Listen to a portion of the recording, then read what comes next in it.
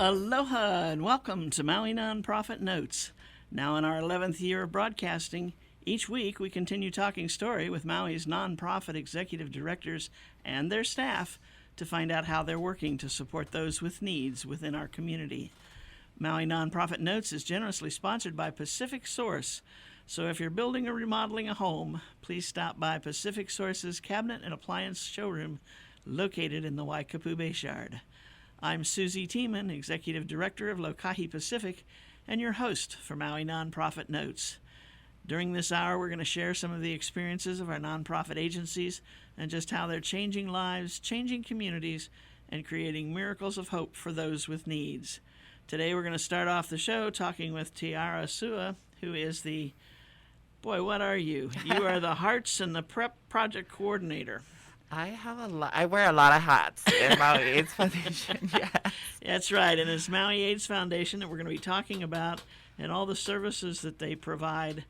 This is going to be a really tough time for you folks because I think that a lot of, and correct me if I'm wrong, but it seems like a lot of your regular clients have extra issues that they have to be more concerned about COVID than a lot of others. Yes. So that's in our medical case management department, like where we kind of deal with HIV positive individuals.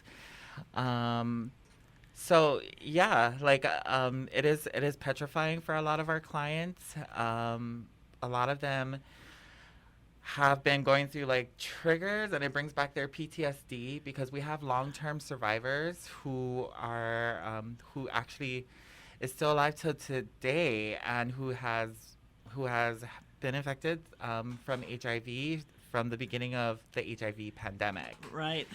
And of course, back then, like it's like they're going through the same thing again. And so it is kind of scary times for them. Yeah, they do have like compromised immune systems and underlying illnesses that COVID can really, really do a damage. Like, so it's scary. Right. I want to clarify something before we get totally into the discussion. Now, we're talking about folks with HIV. Who are HIV positive. And that's the folks that and who a lot of folks consider to be pre-AIDS. And people who are AIDS diagnosis too as well. Oh, okay. So pre-AIDS. So for those who don't know, a little HIV 101. HIV is different from AIDS. So HIV is human immunodeficiency virus, and AIDS is acquired immunodeficiency virus. And both of these viruses kind of like attack your immune system, so you don't really have a fighting defense mechanism. Let's just say if you do come up with something like with a cold or something like with COVID or influenza, so it kind of makes your immune system really low and doesn't really have the fighter cells to kind of help fight off infections. But in these new days, like we have good technology, which is good medications and prescriptions that's been passing out to our clients, so it can help them with their infection. Yeah. So, but the one thing about our organization that I could say that we really do a lot is we really actually take care of our clients. And we've still been like open during this whole pandemic. We've still been servicing our clients. We have been we've been servicing them at full capacity, meaning like all of our services in our case management department or our client service department actually has not changed any of their programs, and we've still been able to help our clients. The one thing that that kind of changed with client services is that a lot of our clients don't want to leave their houses. So the in and out traffic coming into our organization has decreased to where our clients don't really want to come in. And it's understandable because of pandemic wise during COVID. Of course, it's kind of scary. Some of them might have to catch the bus to come into the Maui AIDS Foundation, and God, we don't want them to do that, So it's interacting with the public. And so we find out ways on how to service our clients via telehealth or over the phone, or either like dropping off some stuff, or they can actually just come by and swing by if they wanted to. But we didn't really have interactive person face to face during the beginning of this pandemic because we didn't have the proper PPE that needed to be implemented into our policies at Maui AIDS Foundation. So in order for us to have like in service programs and see them again, and kind of like be like, oh my God, we can see you. Like it's like, oh, you're so beautiful. It's like, yay, we miss you, you know? We may have to make sure that we were making sure that we had the right PPE to protect our clients. Right. Right. So lots of changes and lots of policies that we implemented into Maui AIDS Foundation just to service our community. Wow. How large a staff do you have? just out of curiosity. I mean, I see like in the website the different people who work on different programs. Right. And I'm looking at like 10 or 12. Yeah, so we have like different departments within our organization. So there's of course there's administration, there's prevention education, and there's there's client services, which is medical case management, and then there's our there's our medical clinic. So we are about there, like 12 to, I'm guessing, just estimated guess, because I can't, Right. or else it's going to take me a bit to count Yeah. everybody, like Yeah. maybe like 12 or 15. Yeah. But yeah, it's like we've been open fully, just a little bit decreasing the amount of traffic that comes into Maui AIDS Foundation. Right. And we implemented some new things too. So it's great. It's been great. It's been I think that before this pandemic started, our workload has increased. It's like everybody else, the same thing, yes. But you've got a very dedicated staff, and they've gone with the flow of the changes and the different days and hours of being open. Yes. And probably one of the biggest things that has helped is having people call you to make an appointment to come in. Yes. So for our prevention education department is where we do all of our testing. Because HIV, syphilis, and hepatitis C testing was the three main tests that we were offering, part of prevention education. And the clinic was offering chlamydia and gonorrhea and other STIs if somebody needed that. Mm-hmm. But we implemented chlamydia and gonorrhea into our prevention education testing. So it was, it's kind of cool because it's like a one-stop shop. And it's all free. And let's just say if somebody did come out positive with chlamydia or gonorrhea or syphilis, we have treatment. So we can treat them immediately. And it's free. Wow. So I think I saw something about some are 10-minute tests, 30-minute tests, or whatever. And if they stick around, they can have their first treatment before they leave. Right. So with our testing department, so this is how it works. So you have to call to make an appointment because we're only doing appointments only. We're not doing walk-ins. And we intake you over the phone. So we take all that information. We want to know, like, okay, there's a reason why you're calling to come in and get tested. So that means you probably put yourself at risk, or maybe you think that you might be at risk or something like that, or it's maybe a learning process, or maybe other people just kind of want to do like a annual checkup. So we intake you over the phone. We ask you a bunch of questions because we're not like a doctor's office where we just come in, take your test, and then we have you leave and you still have questions. No, we're not like that. We want to make sure that we take care of you, we educate you, we answer every single question that you have that you might have in your head. And then we schedule you, and then when we schedule you, we bring you in and we already have all your information there. If there's like red flags, then we'll kind of touch base on it a little bit more and kind of ask more questions. So as soon as that started, we do have tests that actually take 10 minutes, 20 minutes. And then our other tests, some of them we have to wait for like 2 to 3 weeks for the test results to come out because we have to send it to Honolulu for DOH, right? to their labs, and then they process it. Gotcha. I know. We have to send everything to everything's Honolulu. But pretty much, like, we've been servicing our community since the beginning of this pandemic started. I mean, I know a bunch of us had to work from home and try to get everything that we needed to do at home. And it was kind of tricky at first because, you're not used to being at your home environment, trying to get things done. And it was kind of difficult a little bit because, like, you need stuff for your clients, but you really can't pull it out at home if you live with other people.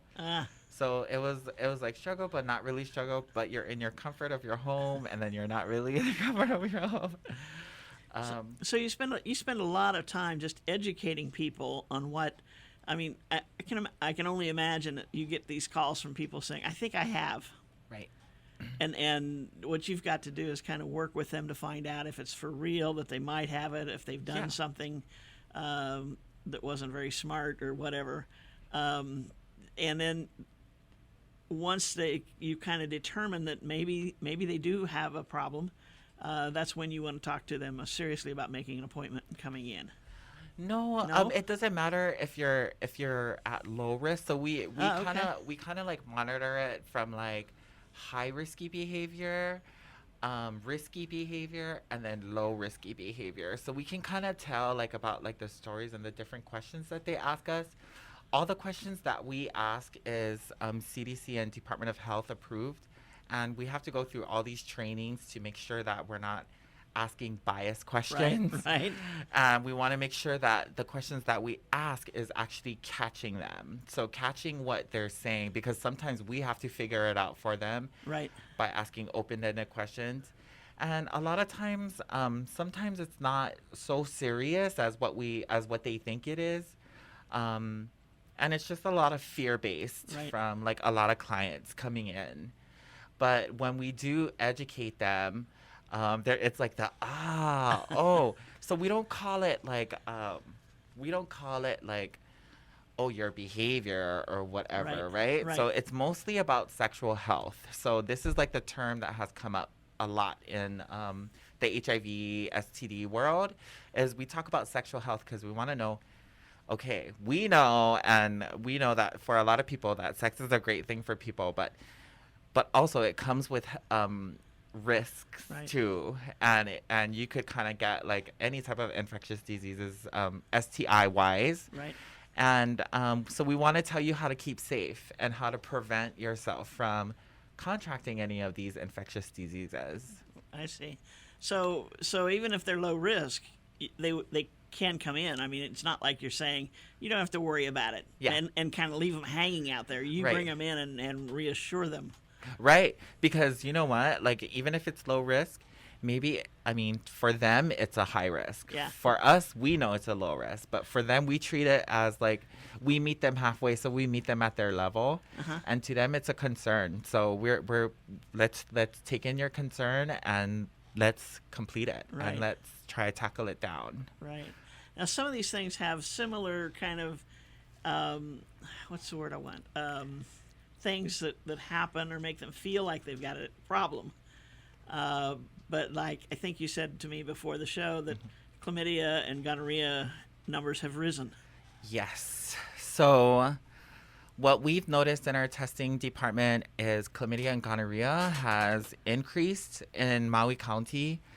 The great part about that too is that we've been treating people. So when they do find out that their test result is positive for chlamydia and gonorrhea, then we do treat them. We give them treatment, and good thing that these infectious diseases, or bacterial infections, I should say, is curable. So we have treatment for that. It's just like a high dose of azithromycin, which is like antibiotics that they need to take. Yeah. Interesting. On that note, we've got to take a short break, and we'll be right back with Tiari Sua of Maui AIDS Foundation. Aloha from Pacific Source, and thank you for your support over the years. Pacific Source has offered more of what builders and homeowners value most in building materials and cabinet design.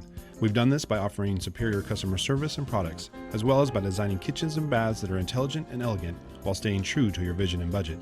Visit our showroom in Waikapu in Central Maui, where we display a variety of cabinets as well as top-name appliances like Sub-Zero, Wolf, Viking, KitchenAid, and more. We display countertops, tile and wood flooring, and several brands of windows and doors, including Fleetwood multi-slides and La Cantina folding doors. Come in and talk to our designers about making your dreams become a reality. From concept to completion, we really believe our attention to detail and superior service are what sets us apart. Let us show you what we mean. We are a Pacific Source at 515 East Oahe Way in the Consolidated Base Yard in Waikapu, just off Waiko Road. Call us at 986-0380. That's 986-0380, or look us up online at packsource.com.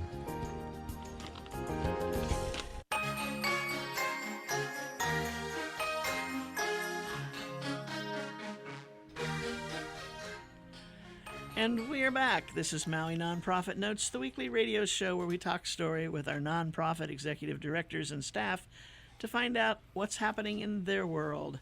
And today we've started the show talking with Tiari Sua, who is with Maui AIDS Foundation, and she's the Hearts and the Prep Project Coordinator. And I think those are probably things a lot of people have never heard of before. I know I didn't. Yeah. So dig in. Yeah. So through our medical department, which is our medical clinic department, run by our medical director, Dr. Brian Chin. So he's been spearheading and prescribing PrEP to people who need it. So for those who don't know what PrEP is, so PrEP is pre-exposure prophylaxis, the scientific word. So that means it's pre-infection. So let's just say if you have like a partner who is HIV positive, then you would jump on top of this you would jump on top of this medication that would protect you from HIV. It does not protect you from STIs, which is chlamydia, gonorrhea, etc. It's only taken to protect you from HIV. It's about a 99% good coverage if it's taken properly. It is a medication that needs to be prescribed. And these are, especially for people who are high risk, who have put themselves at risk for lots of other things, or it could be for like even people who are phlebotomists who work in the labs and stuff. They could be on PrEP. It could be for people who deal with like a lot of blood and stuff, and then they could go on PrEP. All insurances cover PrEP. And if you're uninsured, we can kind of navigate you through to getting PrEP, even if you don't have insurance. I mean, we can get you the PrEP for free, but the only thing that would probably being paid for is like the labs, because we need to monitor to see your insides. We need to see how you look in the insides, and you need to be Hep B negative. Yeah. That's another one that we haven't talked about. Hepatitis? Yeah. Yeah, so hepatitis C is commonly is only actually infected. You only can get infected through blood. Sorry, I had like a brain fart there. I was like, I know I have it in my mind. It's coming. So Hep C is basically the only way that you can get it is from blood to blood transmission. Okay, we seem to hear a lot about folks, what is it, in like the 40 to 60 age range who may have it and don't know it? So so we call that the baby boomer, Okay. boomers population. So it's back then, like they weren't checking the blood if you had like any blood transfusion or anything to do like with going into the hospital. They weren't checking anything back then. So lots of people were up for, we needed to test a lot of people who had Hep C. And we've noticed that a lot of the infection rates were coming from baby boomers as well as intravenous drug users. Yeah. So now that there's really no sign of it until it, I mean, what does eventually happen or can happen? So with hepatitis C, it's a little different than HIV and STDs, because Hep C has a longer incubation period. So with Hep C, it takes like about 6 months for it to show any type of antibodies on our test. So let's just say if you had any type of risk within the past 6 months, then it's not going to be picked up on our tests. But one of the most common side effects is jaundice. So like yellow of the eyes, enlarged liver. So hepatitis is the one that attacks your liver. It's in the hepatitis gland. Okay. That's why it's called hepatitis. Yeah. Makes sense. I gotcha. Yeah. So, but they do have treatment for that. And they do have, some people have been cured. It just depends on how late and how much of the damage that Hep C has done to your liver. Interesting. Yeah. Okay, yeah, because you see a lot of, I don't know if it's shows that I tape or what, but there's a lot of commercials talking about Hep C and how you can get it at a young age and just have it and not know it, and that it can turn into, I think they're talking about cancer. Is that cancer of the liver that maybe? Possibly, yes. It could be cancer of the liver. And so they're saying, get tested and find out. Yeah, okay, so the one thing about that I learned about our liver is that our liver actually can heal itself. But when you have something like Hep C and this nasty virus that comes into play, it could cause like a significant amount of damage if not treated or if not seen by a medical provider. And a lot of times, so it'll be, if it's not too damaged yet and it can actually work or whatever, then it's called like, in the beginning stages of infection, it's called an acute infection. Okay. So meaning it's still early, it's still in the beginning, so we still got time to treat it. And then it goes into a chronic phase, which is a chronic infection. So then you possibly might be living with Hep C for a while or probably permanently. And then it goes into, if untreated after chronic infection, then what happens is it starts damaging, it's already damaging your liver. So sometimes it damages so much that your liver can't repair itself. And then it'll lead to liver cancer. Okay, and liver functions, what's the liver do for you? So liver is the one that pumps out like all like liquids and things it's like a filtration in your body. It kind of almost acts as similar as your kidneys. So if I'm not like I hope I don't get that wrong, but don't quote me on that. Okay. But yeah, so Hep C so we have like many campaigns in the state of Hawaii that actually is tackling Hep C. So it's called Hep Free Hawaii.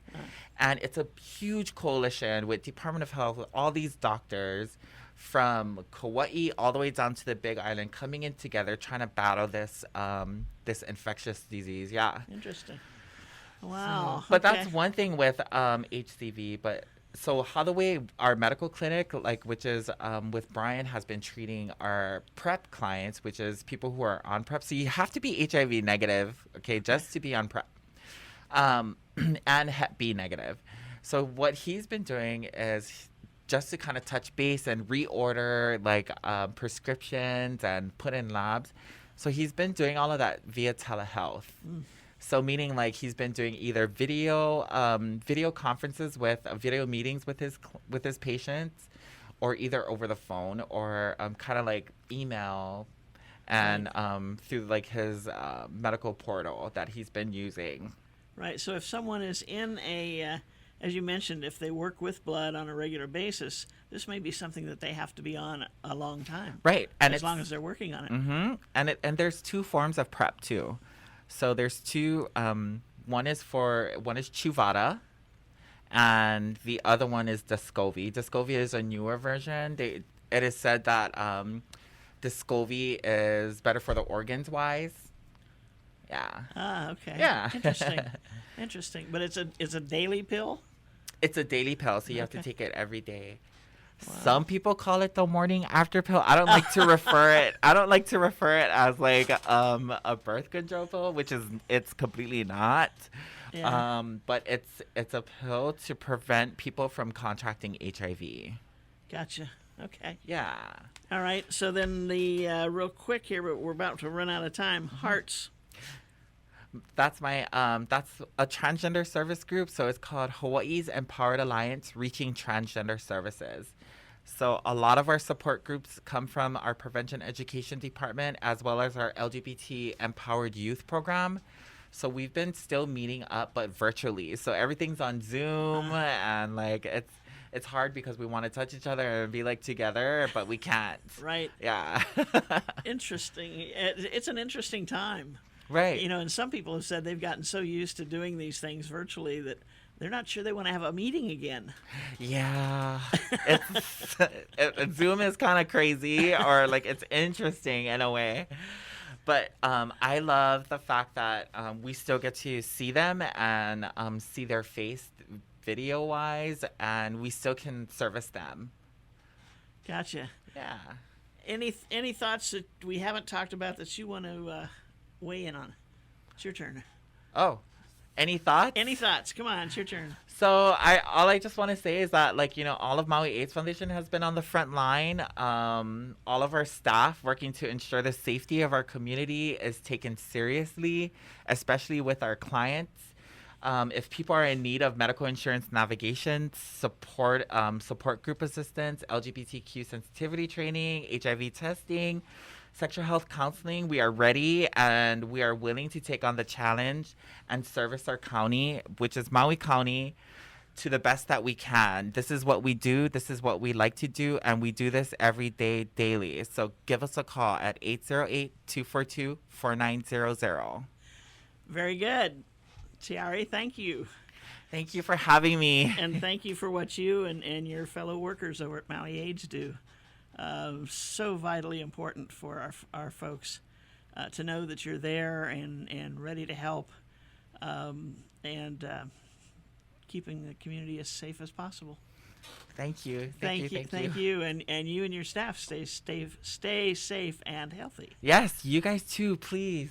Okay. Thank you very much. We'll see you later. See you later. Okay, Tiare. Bye. Bye. And we are going to shift gears here. And Bhavan, have we got you on the line? I'm right here. Oh, you're ready. I am. Hey. Okay, we got a couple of things we're going to talk with you about, I understand.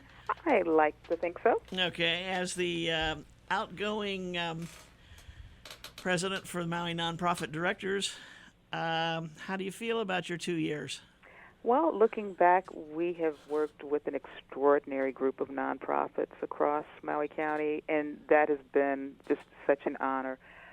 Going into these challenging times, Susie, we have supported one another, banded together, shared resources and information, and really that gets to the core of what the Maui Nonprofit Directors Association is all about. It's about supporting one another and helping our agencies and the agency's leadership grow. And I'm proud of what we have done and the speakers we've brought in and the interactions that we've been a part of. And I look forward to where we're growing in the future under the next administration. I think I heard a catchword in there. You were growing, not just going. Exactly. Definitely. Always growing. Wonderful. Wonderful. What some of the new agencies that you've been able to bring in as members, how do you feel about do you feel like that the exposure to the group has helped the executive directors, if not the entire organizations? Oh, definitely. Because new agencies bring people with various backgrounds. So there might be someone that would like more information on policies, agency foundational information, board leadership, budgeting, financing, just basic support when you run into a wall and you're like, what the heck do I do with this? And that's exactly the type of exchange that we support, we foster, because it takes a unique, a special type of person that chooses to work in nonprofits. And we are grateful for each and every one that decides to be a part of this wonderful ohana. But we all can use support. We all can use new ideas. And by being a member, the new members especially, coming into a time when there are all kinds of challenges, they know they've got a sounding board. They know that there's a relief. There's a relief, and resources. And that's what we will always be about, I have no doubt. Well, just looking at the board of directors and the officers of the organization, the variety of I guess clientele that they serve. You've got somebody there who has an expertise with almost every type of client possible. Isn't that the best part? I mean, we touch so many areas of life in our county, and that's the best part, be it housing, be it women, be it children, be it animals, be it sustaining our INA, be it just about any cause. You will find a member involved with the Maui Nonprofit Directors that is working to sustain and to build and to grow. And there's always new areas, because if you are involved in the nonprofit arena, we are home for you. It doesn't matter what your subject area is, you can find definite resources and definite support. That's true. And, now, as I said, as you're exiting after a 2-year stint as president, can you think back to when you first said, yeah, okay, put my name up for president. I'll give it a try. I'll see what I can do. Is a 2-year term the ultimate? Yes, to give it is. You the and experience? Were you in my head when I was making that decision? Because that kind of sounds exactly like where I was. You don't know what you're going to be facing. I knew I was joining an esteemed group of people on the board, and I knew that there were many members such as yourself who've been a part of it for many years, and taking over the helm as leader, you don't want to lose any ground. And so part of what I was trying to focus on was providing membership meetings that were of value, bringing speakers to the meetings that would provide information that would be relevant, and to keep the camaraderie going with the members.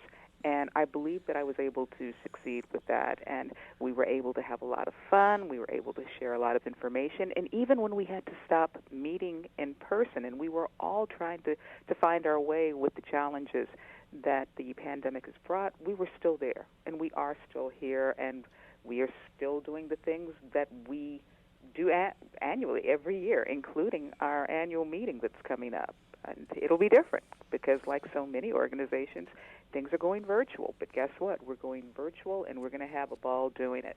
And we're still going to provide the same activities with that big event that we have in person. We are still going to have the installation of our officers.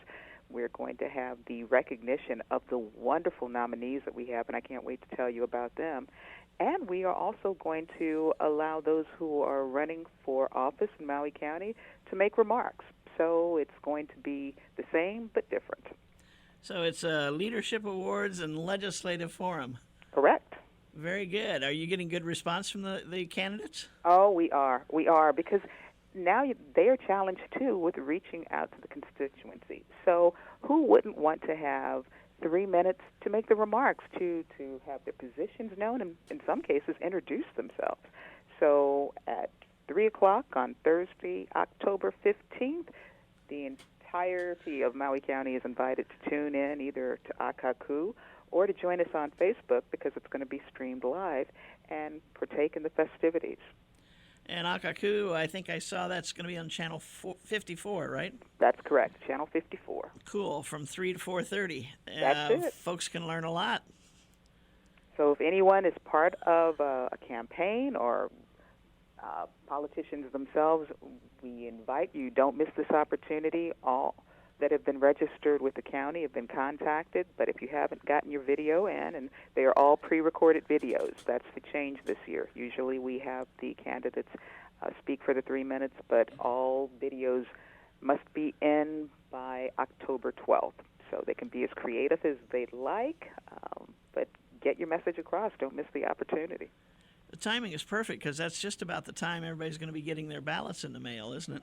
That's what we're aiming for. There you go. You got it. You got it wired, kiddo. Trying, definitely. We got to take a short break, Bivon, and we will be right back, and we'll talk about those potential honorees. Excellent. Aloha from Pacific Source, and thank you for your support over the years. Pacific Source has offered more of what builders and homeowners value most in building materials and cabinet design. We've done this by offering superior customer service and products, as well as by designing kitchens and baths that are intelligent and elegant while staying true to your vision and budget. Visit our showroom in Waikapu in Central Maui, where we display a variety of cabinets as well as top-name appliances like Sub-Zero, Wolf, Viking, KitchenAid, and more.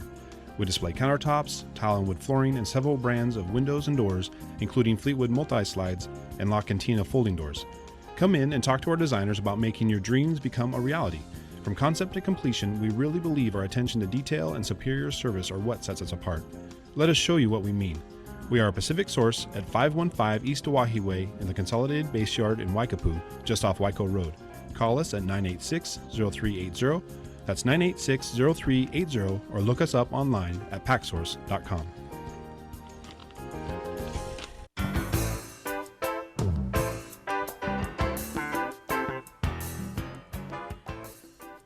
And we are back for the final segment here of today's show on Maui Nonprofit Notes. We want to thank you all for joining us, and stay tuned because we're going to talk about some very exciting things that the nonprofit directors are going to be talking about at their annual meeting when they unveil the nominees for the various awards that they're going to be giving. But we are talking with Bhavan Bowers, who is the outgoing president of the Maui Nonprofit Directors. And by the way, she's also the executive director of the Maui Mediation Services. Yay! Yay for that.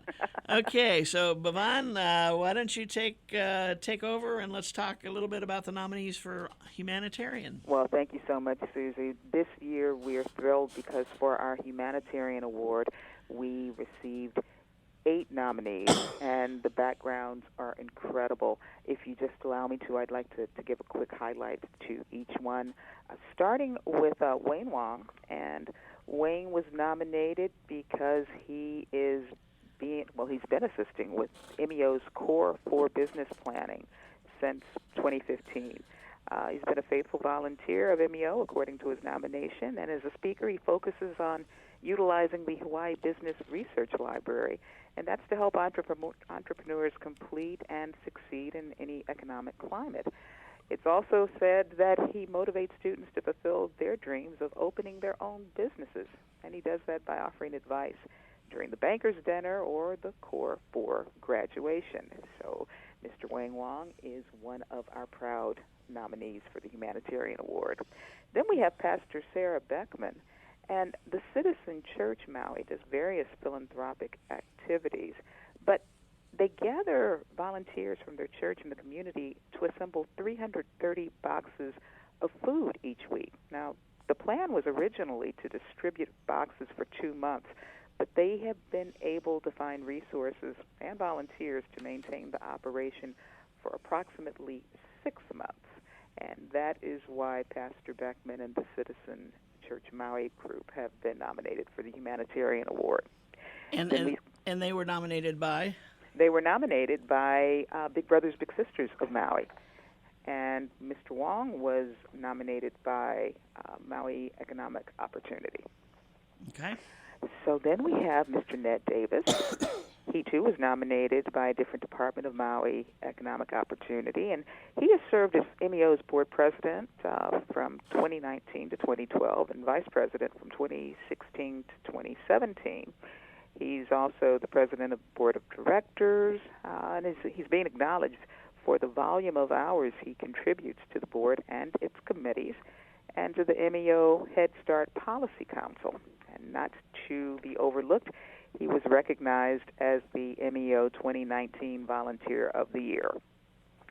That's Mr. Davis's nomination for him. Then we have Attorney James Geiger. Mr. Geiger's been serving on the board of Maui Family Services for more than 30 years. He's currently the board secretary, and he has served as a past president. Now, one of the things that stands out from that nomination for him is that he unselfishly shares his legal expertise whenever it's needed by board members and the executive leadership team, and he guides them in developing and updating MFS's policies. So Mr. Geiger's been a long-time contributor to Maui Family Support Services.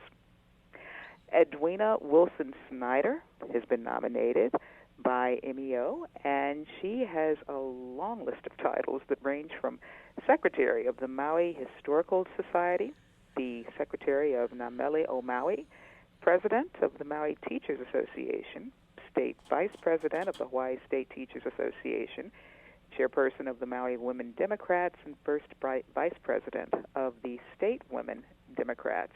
She also currently serves as the St. Anthony School Class of 58 Club President and has been known to serve her community for many years with a passion for working in education.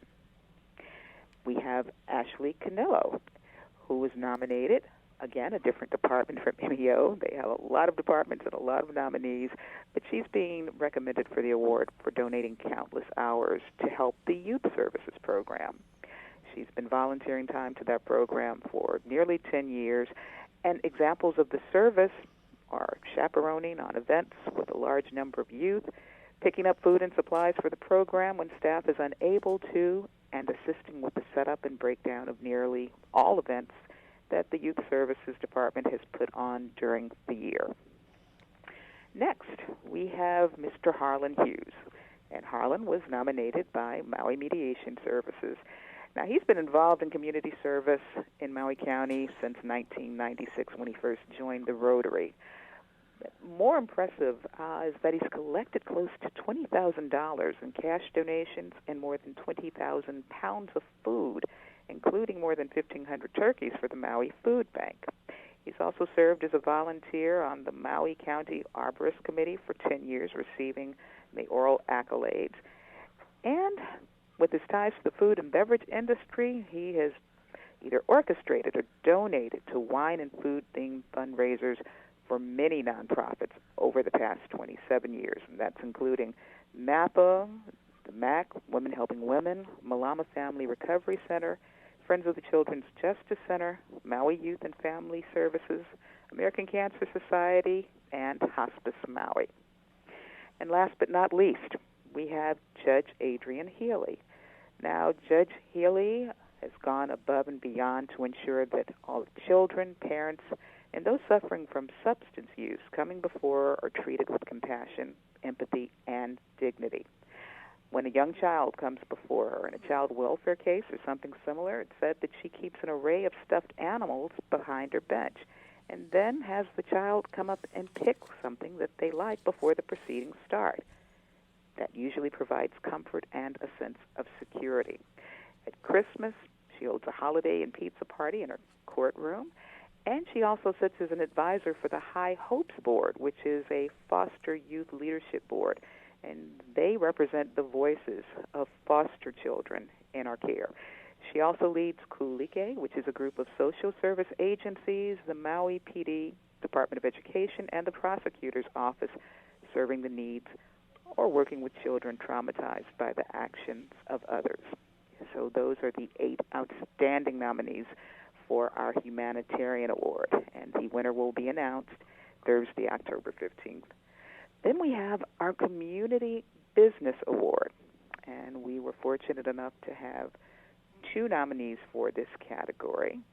The first is Aloha International Employment, and they were nominated because last year they gave over $10,000 to community nonprofits and youth sports programs. Specifically, Big Brothers Big Sisters, their signature events, Bowl for Kids, and the Gingerbread House celebration. They also encourage their staff to participate on boards, and they've had staff on boards of Neighborhood Place of Wailuku and also Maui United Way. The second nominee is actually a joint nomination for Maui Fire and Safety and the Maui Police Department, and they were nominated by MEO, which nominates them because, if you recall, back in July of 2019, there were several large fires, and these departments spent several days protecting life and property across Maui Island. Now, one of those larger fires resulted in the evacuation of MEO's transportation facility, but if it weren't for the action of MPD and the Maui Fire and Safety Department, staff may have been injured, lives may have been lost, and a large amount of property may have been damaged or destroyed.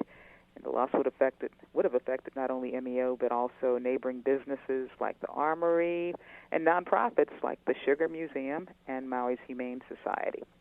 So those are our two nominees for the Community Business Award. Finally, we have the nominees for Nonprofit Director of the Year. And the candidates are Sonoy Kahui of Women Helping Women, and we all know the outstanding work that organization provides in basically supporting those who are victims of abuse. Their mission is to end domestic violence, and as leader of such a needed and valuable organization, Sonoy's work has been incredible, and she has been nominated for her work. And the second nominee for this award is yours truly, and I've proudly been with Maui Mediation Services for 5 years, continuing to bring people together to find their own best solutions with all types of conflict. So it's going to be a truly exciting evening, and we just hope that as many of our community members, family members, Ohana will join us as we present these awards on the 15th.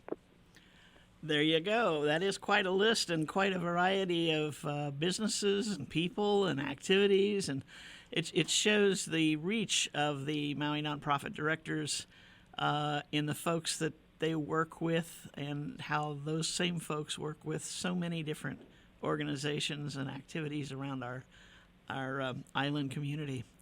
As you know, Susie, it's an incredible group to be a part of, and any and all nonprofits serving those in our community would benefit from joining with us if they're not already a part. There you go. Okay, we've got just a few minutes, and I know you had something program coming up for Maui Mediation that you wanted to talk about and share with the community. Can we do that? Oh, please. Thank you so much for the opportunity to talk about finding solutions together.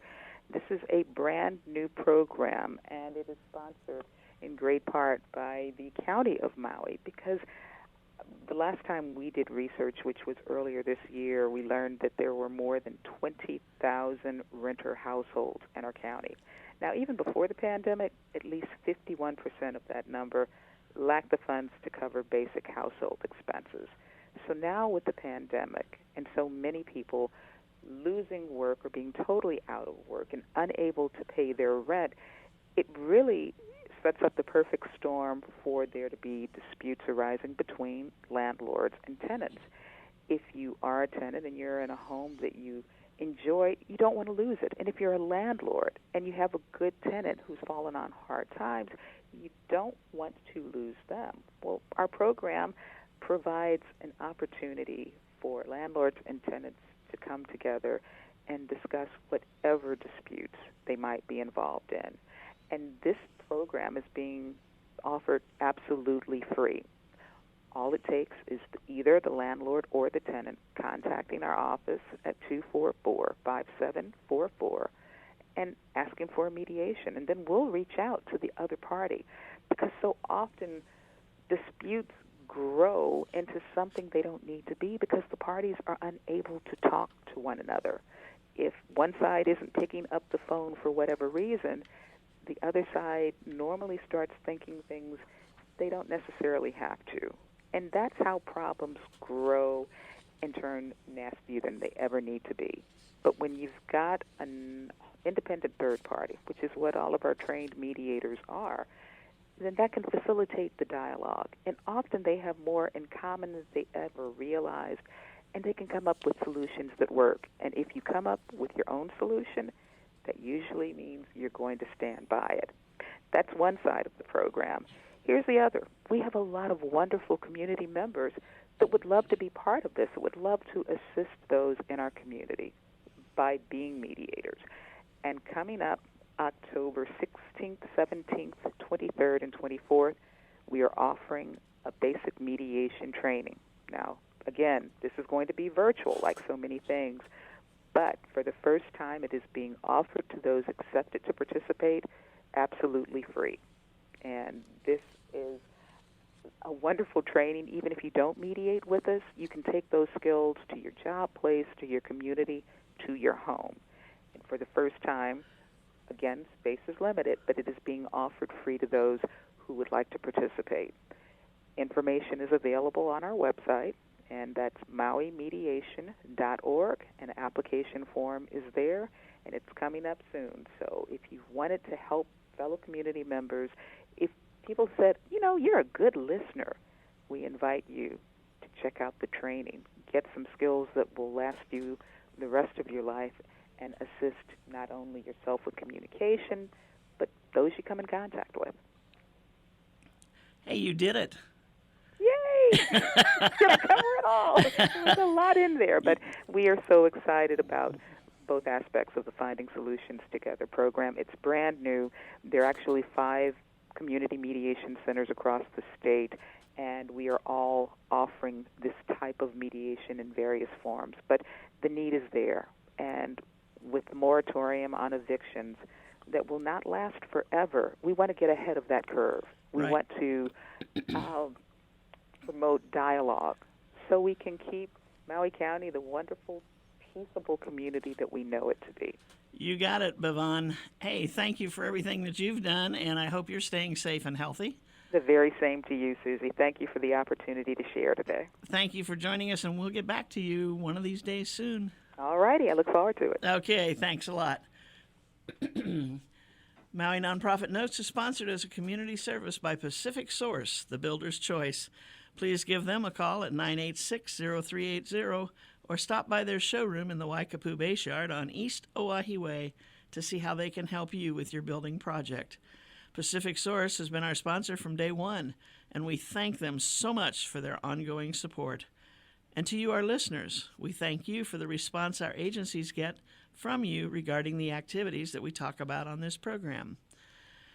The Maui Nonprofit Directors Association's mission is to provide personal and professional support to nonprofit executive directors, their organizations, and the community of Maui. Please visit our website at mauinonprofit.org for a list of member agencies. And if you see one there that you're interested in learning more about, hit that line and it'll take you to their website so you can find out that information. Today we visited with Maui AIDS Foundation and talked about all the services they provide. If you want more information, give them a call at 242-4900 or mauiaids.org. And then we talked with Bevon Bowers of Maui Mediation Services.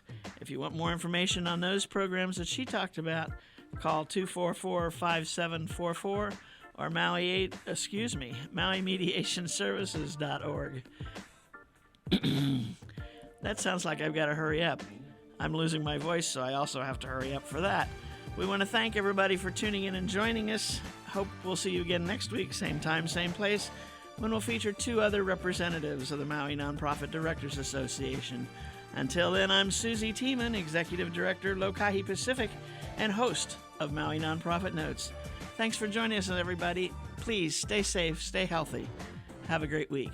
Aloha.